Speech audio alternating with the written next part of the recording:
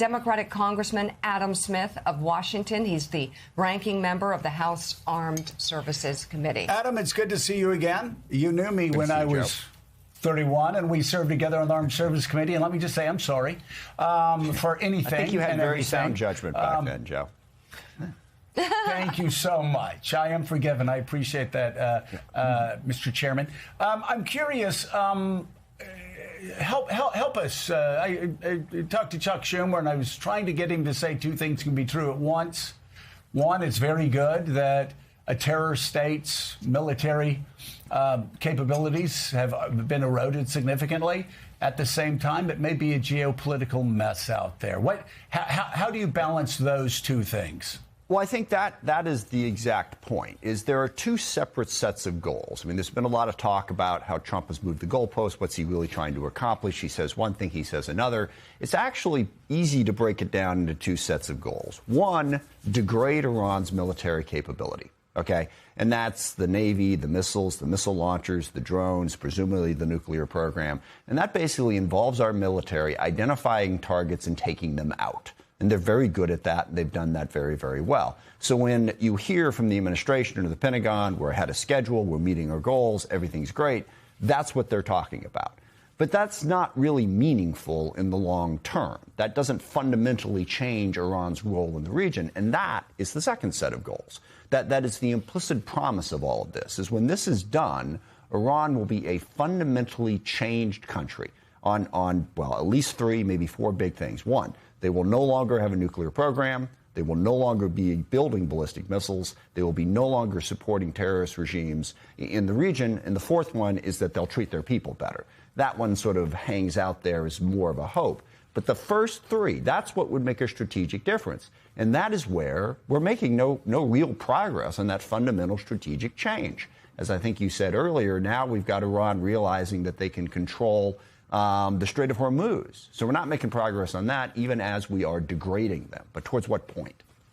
Congressman Smith, this is David Ignatius. I wanted to ask you, there's reporting now that the United States is sending significant additional forces to Marine elements, paratroopers, and now reports that Special Operations Forces are heading to the region.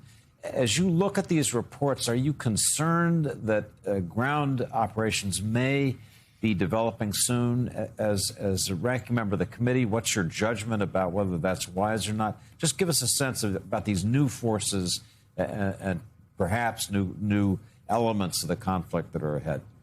No, I'm very concerned about it. We were briefed last week by the Pentagon. I had a meeting with Secretary Hegseth. I had a meeting with Chairman Kaine. And they maintain not our plan, not what we're going to do. But if the forces are being moved into the region, you have to ask the question, why?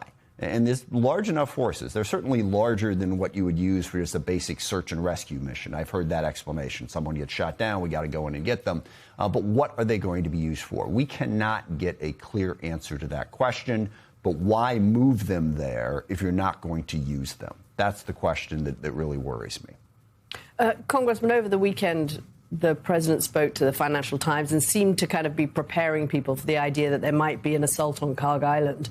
How would you? He said it would mean we would be there for a while. He said, I don't think we have any defense. We could take it very easily. How do you think any kind of an assault on Kharg Island might go for America? Well, that's what really worries me. And this sort of gets to your opening there about how Trump doesn't listen to anybody. He's just caught up in his own egotistical headspace. I think any military expert would tell you that is an incredibly risky operation. Taking it in the first place would be difficult. But then you've got we got our troops sitting on Kharg Island undefended. But I can see Trump deciding to do it and no one telling him what a bad idea it is. So I'm very worried about that. So, Congressman, let's talk about what the day after might look like here. That's the other open question, is that the president yesterday, in his defiant appearance on Air Force One, said we already have regime change. But that's not really clear that that's the case at all. And, in fact, reporting suggests that, though we don't know the health and whereabouts of the new Ayatollah, but the Revolutionary Guard, the hardliners, are still very much in charge and don't seem willing, at least so far, to make any sort of concessions towards a brighter future for its people, to be sure, but even reopening the Strait of Hormuz. Yeah, no, that goes to the point of Trump just sort of imagining the world the way he wants it to be. I mean, technically, he's right. They got a different leader. But a different leader wasn't the point. A strategic change in how Iran treated the region. And that's the interesting thing about the Strait of Hormuz. We went into this conflict with at least three big problems. One, the building towards a nuclear weapon, ballistic missile program, supporting terrorist groups. Now we got a fourth. Now they're strangling the Strait of Hormuz, and whoever it is who's running Iran, and where the current Ayatollah is, who knows, but whoever is running it is apparently very hard line.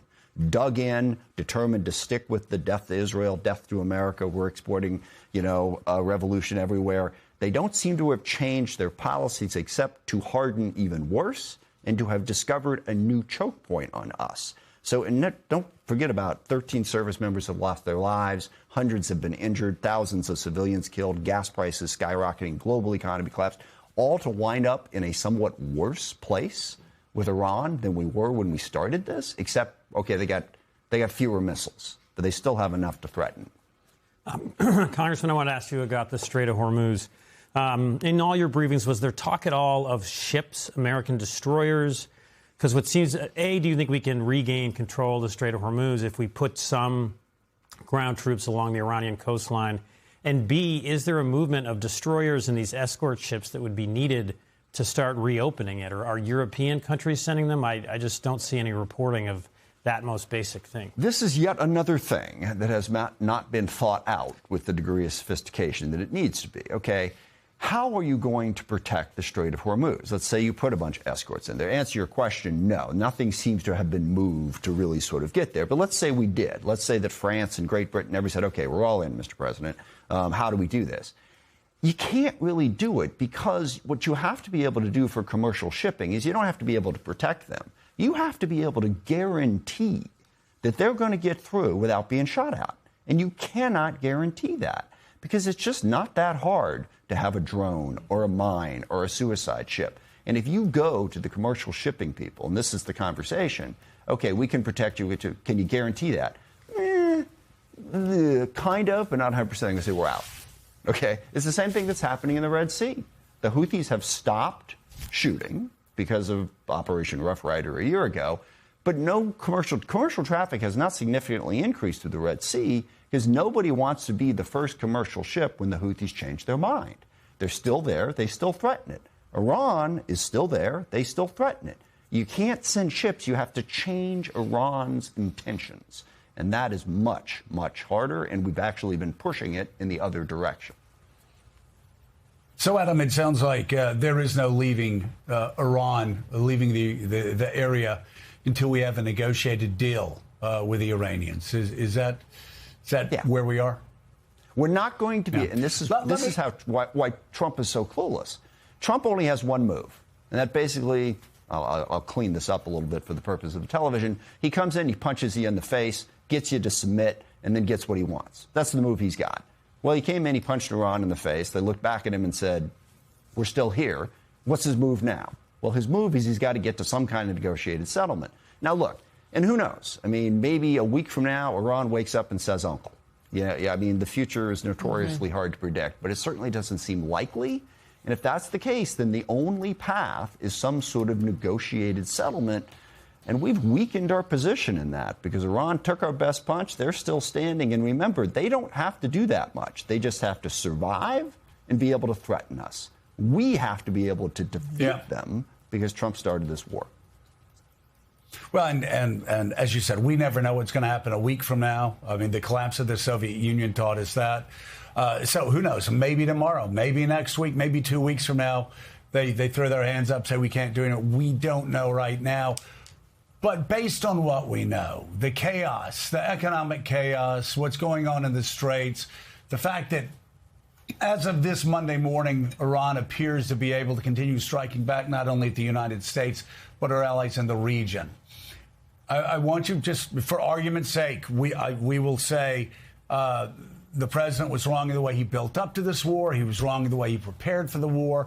But where we are now, I know you, like me, after Vietnam, after Iraq, after Afghanistan, we don't want to see this end in failure. So if you're talking to the president this morning, what is the best way forward for the United States to have an achievable win based on your decades of public service and studying this area. What is our best way forward to get an achievable U.S. victory?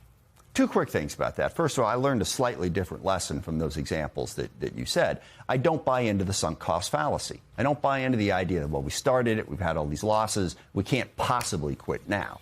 I think we stayed in Afghanistan for 10 years longer than we should have because of that sunk cost fallacy. I think we need to learn that lesson. So I don't buy into the notion, okay, gosh, if we stop now, it would have been a failure and we'd look back. No, stop it now, all right? Because nothing better is going to happen. We're going to, the risks, the loss, the cost, negotiate the best possible ceasefire you can in this moment and begin to plan for some sort of negotiated end. The longer this war goes on, we've already seen the war in Lebanon kick off. That has spread. We've seen, gosh, what, 14 different countries hit. You know, we had 10 service members injured at a base in Saudi Arabia. The longer this goes on, the more we will lose. Now, if someone can come to me and say, hey, if we do it for another 6 months, here's what we're going to accomplish, I just don't see that argument fundamentally changing the Iranian regime. We degrade them a little bit more. That's not enough of a gain for the cost. So I think we ceasefire, negotiate an end as soon as possible, stop the war as soon as we can. Okay, so so for you, the best way forward, stopping the war as soon as possible and bringing the troops home. Yeah, which means we're all relying on Jared Kushner. And I don't mean that as facetiously as I just made it sound. You know, he's apparently out there, he's negotiating, trying to get the Pakistanis to talk to someone else. That's the negotiated piece of it. And on the military side, the military just says, hey, they tell us what to blow up, we blow it up. This is, right now, it's the diplomatic side that is crucial to getting us to some kind of mitigated damages outcome here. Well, and you are right, and that will depend in large part on Jared. Ranking member of the House Armed Services Committee, Democratic Congressman Adam Smith of Washington. Thank you so much for being with us, and thank you for your absolution. I greatly appreciate it. The Anytime. Good.